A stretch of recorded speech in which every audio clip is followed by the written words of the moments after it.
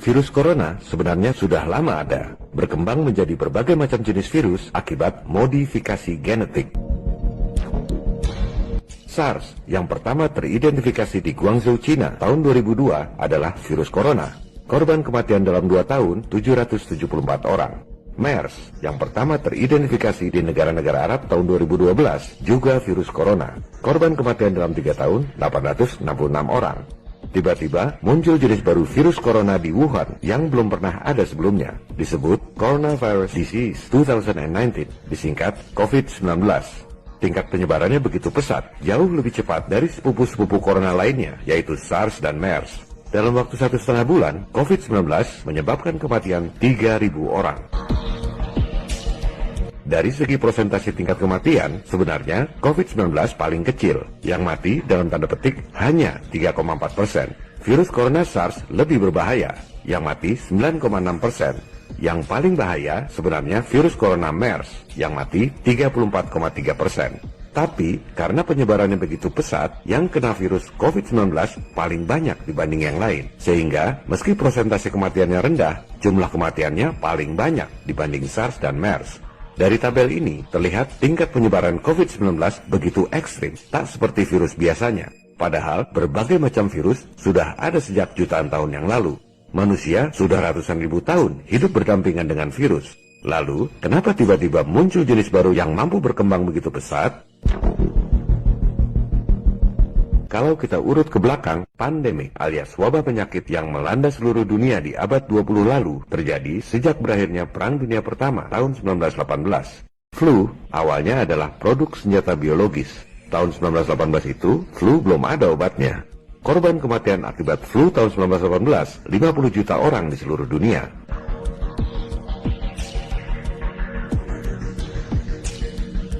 Pada episode 17 lalu, saya sudah bahas panjang lebar tentang senjata biologis yang terus dikembangkan sampai sekarang, termasuk bukti-bukti bahwa pemerintah Amerika meracuni warganya sendiri dengan eksperimen senjata biologis. This next story is so unbelievable, we didn't think it could possibly be true. But after receiving thousands of records and declassified reports from the Army, it's confirmed that during the Cold War, the United States military conducted secret tests on unsuspecting people in the city of St. Louis. Kembali pada tabel penyebaran COVID-19 yang luar biasa pesat tadi. Ini natural atau rekayasa genetik? Apa yang membuat COVID-19 ini menyebar begitu pesat?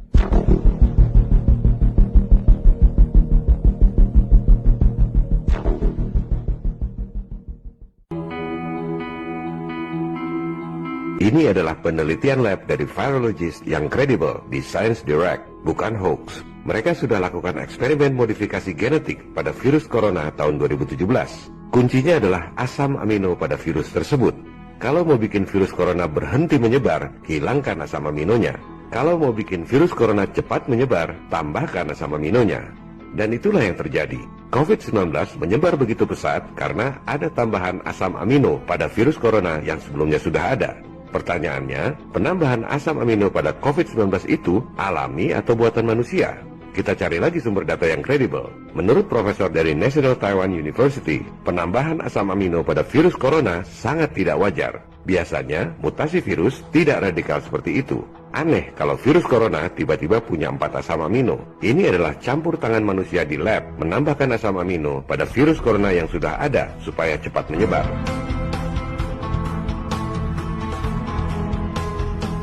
Sumber data kredibel lainnya adalah Profesor Dr. Francis Boyle yang membuat undang-undang senjata biologi di Amerika. Ia menyatakan bahwa COVID-19 adalah senjata perang biologi yang ofensif.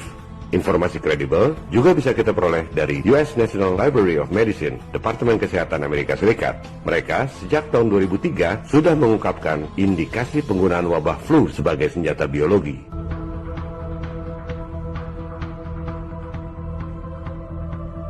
Serangan wabah virus sejenis corona di seluruh dunia sudah diprediksi oleh Bill Gates, sang pendiri Microsoft, sejak tahun 2015. Today, the greatest risk of global catastrophe doesn't look like this.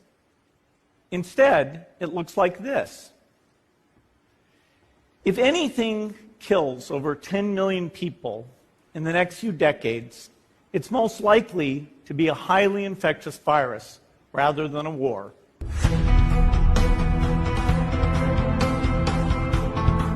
I think an epidemic, either naturally caused or intentionally caused, is the most likely thing to cause, say, 10 million excess deaths.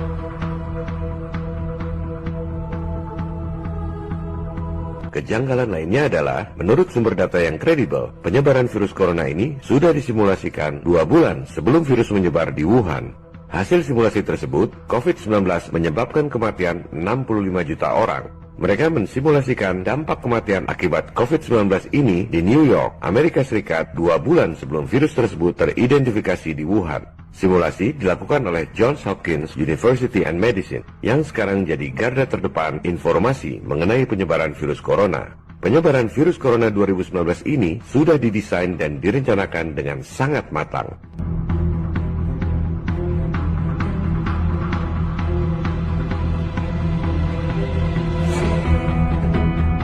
Mengapa ada orang yang begitu jahat memodifikasi virus corona supaya cepat menyebar?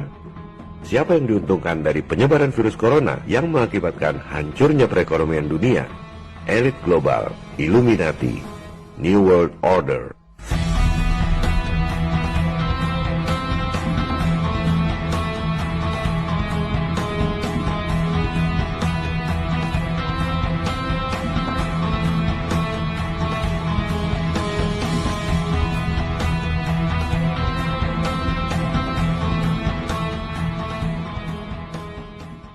Jurus yang digunakan sebenarnya itu-itu juga, seperti preman tebar paku di jalan.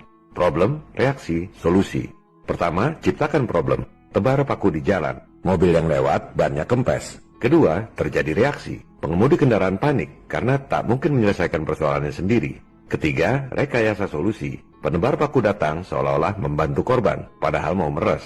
Jurus problem reaksi solusi ini dulu mereka gunakan untuk menggolkan Undang-Undang Federal Reserve 1913. Coba Anda pikir, gimana caranya supaya bisa ada bank sentral swasta di Amerika? Langkah pertama, problem. Ciptakan krisis. Dibuatlah peristiwa Panic 1907, seolah ada krisis keuangan yang parah di Wall Street. Padahal waktu itu nggak ada masalah apa-apa. Mereka bisa melakukan rekayasa itu karena merekalah penguasa Wall Street.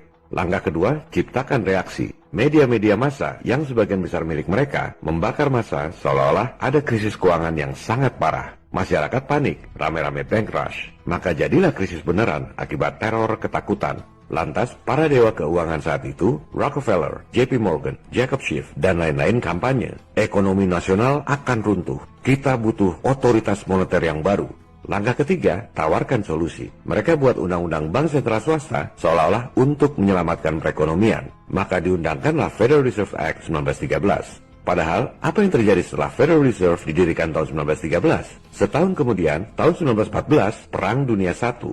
Tahun 1929, The Great Depression. Amerika Serikat yang adik kuasa itu secara teknis sebenarnya sudah bangkrut tahun 1933 akibat The Great Depression. Padahal dulu alasannya bikin undang-undang Fed supaya ekonomi stabil.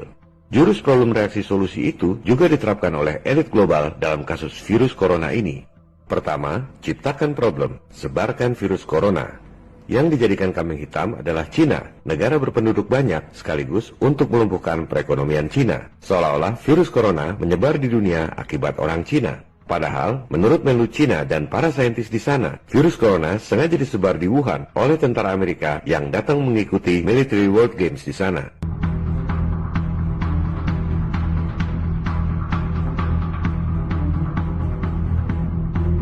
Kedua, ciptakan reaksi.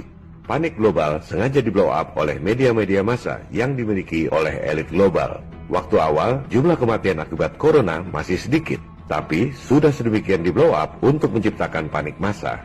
Berbagai media massa dan organisasi-organisasi internasional secara sangat sistematis menciptakan panik global. CNN, Fox, Times, CNBC, Al Jazeera, Google, YouTube, dan lain-lain semua milik elit global. Begitu juga lembaga-lembaga seperti WHO, PBB yang akhirnya menginstruksikan negara-negara di dunia untuk lockdown. Akibatnya, ekonomi hancur, nilai mata uang anjlok, pasar modal hancur, perbankan stop salurkan kredit. Ini memang tujuan mereka.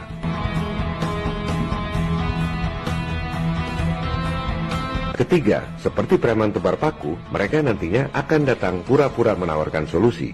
Solusi pertama, vaksin. Elit global melalui kaki tangannya seperti PBB dan WHO akan menginstruksikan negara-negara untuk keluar anggaran dana penanganan virus di bawah kendali mereka. Solusi kedua, mereka akan datang pura-pura menawarkan solusi penyelamatan ekonomi.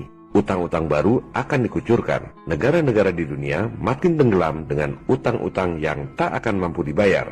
Memang itu tujuan mereka.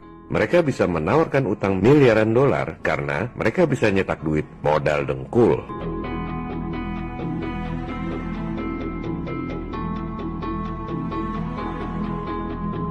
Caranya, mereka terbitkan bond, surat utang tanpa jaminan.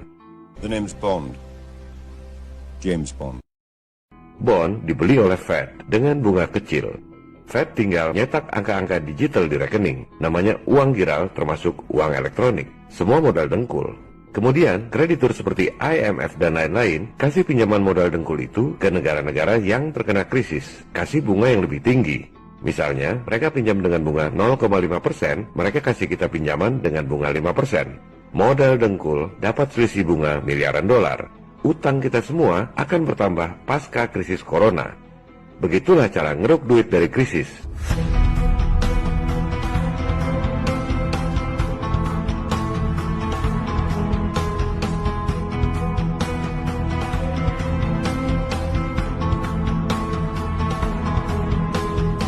Keuntungan lainnya dari lumpuhnya perekonomian akibat lockdown adalah harga-harga saham di pasar modal anjlok.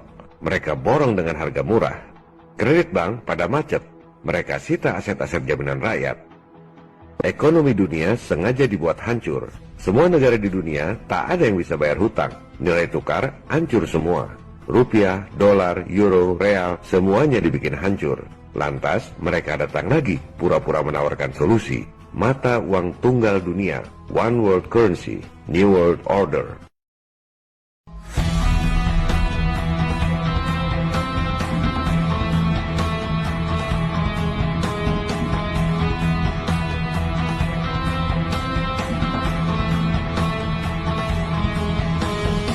Coba Anda pikir, kalau nggak ada krisis, mana mau negara-negara di dunia mengganti mata uangnya? Oleh sebab itu, krisis harus diciptakan. Krisis perang dan terorisme, krisis global warming hoax, krisis corona, dan lain-lain mengakibatkan krisis ekonomi berkepanjangan, krisis mata uang. Barulah orang mau menerima mata uang tunggal dunia yang mereka terbitkan. Itulah tujuan akhirnya, the end game.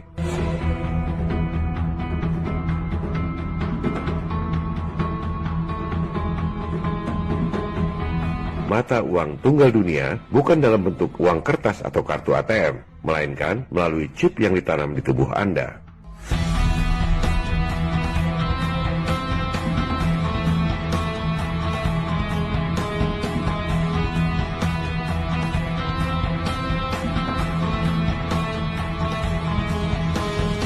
Maka tuntaslah misi mereka, menjadi Tuhan di dunia, dan kita semua adalah budak-budaknya. Persis seperti hewan ternak yang ditanamkan chip di tubuhnya. Jika Anda berontak, tinggal pencet tombol dan chip itu akan membunuh Anda. Sementara ini, sebelum itu semua terjadi, harap Anda waspada dengan penyebaran virus corona. Virusnya memang ada, daya sebarnya memang pesat karena modifikasi asam amino di tubuh virus. Tapi, yang tak kalah bahayanya adalah virus ketakutan, paranoia, dan histeria massa yang disebar lewat media-media massa dan medsos. Semua itu didesain agar terjadi lockdown, ekonomi lumpuh, agar rakyat dunia lemah dan tunduk pada New World Order. Padahal, menurut lembaga kesehatan resmi di Amerika, Centers for Disease Control and Prevention, disingkat CDC, tahun 2018-2019 lalu, sebelum ada virus corona, di Amerika ada 34.000 lebih orang yang mati akibat flu biasa. Di akhir Maret, di Amerika tercatat 2.200 orang mati karena corona. Itu pun belum tentu divisum. Bulan Maret, kalau dikali 4, setahun 10.000 orang. Masih di bawah tingkat kematian akibat flu biasa tahun lalu, 34.000 orang. Tapi, propaganda lockdown begitu luar biasa, supaya ekonomi Amerika lumpuh. Sebab, dalangnya memang bukan pemerintah Amerika. Dalangnya bukan Donald Trump, melainkan para elit yang mengontrol para presiden di negara-negara maju. The greatest trick the devil ever pulled was convincing the world he didn't exist. Para elit ini adalah globalis. Mereka tak peduli rakyat Amerika ataupun rakyat negara-negara lainnya mati karena virus ataupun perang.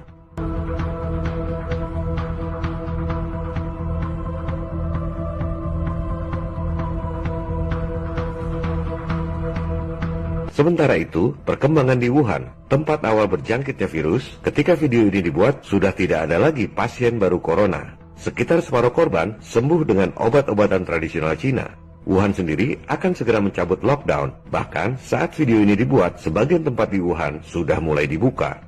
Di sisi lain, seorang pemenang hadiah Nobel dari Departemen Biofisika Stanford menganalisa perkembangan virus corona di seluruh dunia dan mengatakan bahwa penanggulangan virus corona akan lebih cepat dari perkiraan orang. Yang diperlukan adalah penanggulangan panik dan paranoia kita sendiri. Kita akan baik-baik saja, katanya. Waspada tanpa harus ketakutan yang berlebihan, sebab kita tidak takut. This is John Connor. If you're listening to this, you are the resistance. Stay safe. Salam People Power.